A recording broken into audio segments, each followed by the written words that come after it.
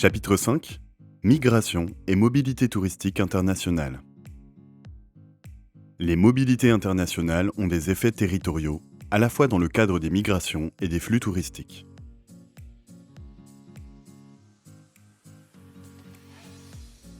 Les migrations internationales.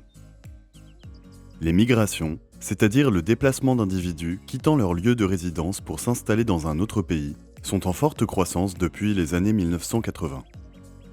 D'après l'ONU, on dénombre 281 millions de migrants internationaux en 2020, soit environ 3,6% de la population mondiale.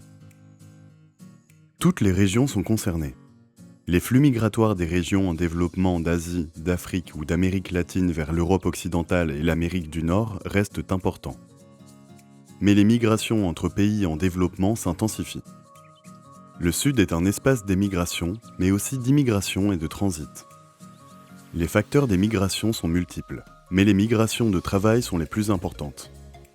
Liées aux inégalités de développement et de richesse, elles concernent surtout des travailleurs peu qualifiés qui se dirigent vers un pays plus riche que le leur, développé ou non.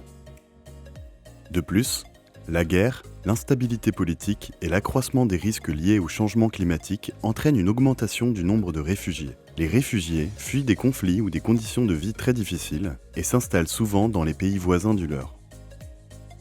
Les effets de ces migrations sont sensibles dans les pays de départ. Les migrants transfèrent de l'argent vers leur pays d'origine. Ce sont les remises. D'après la Banque mondiale, les envois de fonds ont atteint 589 milliards de dollars en 2021.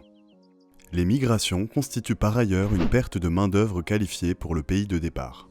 Le brain drain se manifeste par l'installation des élites dans des pays d'accueil plus attractifs pour la réalisation d'un projet professionnel, économique, culturel ou personnel.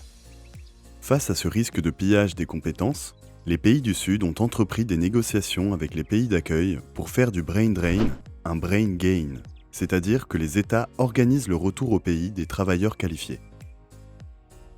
Les mobilités touristiques. Un touriste international est un voyageur qui se déplace dans un autre pays pour des raisons de loisirs dans le cadre d'un séjour d'au moins 24 heures. Les mobilités touristiques internationales sont en constante augmentation depuis les années 1980, même si la pandémie de Covid-19 a démontré que cette activité pouvait s'effondrer. L'Europe, l'Amérique du Nord et l'Asie orientale sont les espaces touristiques les plus fréquentés au monde. Cet accroissement s'explique par les mutations du transport aérien, avec notamment le développement des compagnies low-cost à bas coût depuis les années 1990. Le tourisme de masse a des effets économiques considérables. Les recettes du tourisme international s'élèvent à près de 1700 milliards de dollars en 2019. C'est un secteur qui concerne aujourd'hui 1 emploi sur 10 dans le monde. Mais ce tourisme de masse peut entrer en concurrence avec d'autres activités, pêche, agriculture, industrie, et il peut porter atteinte à l'environnement. Pour éviter cela, le tourisme équitable se développe, plus respectueux des écosystèmes et des sociétés locales.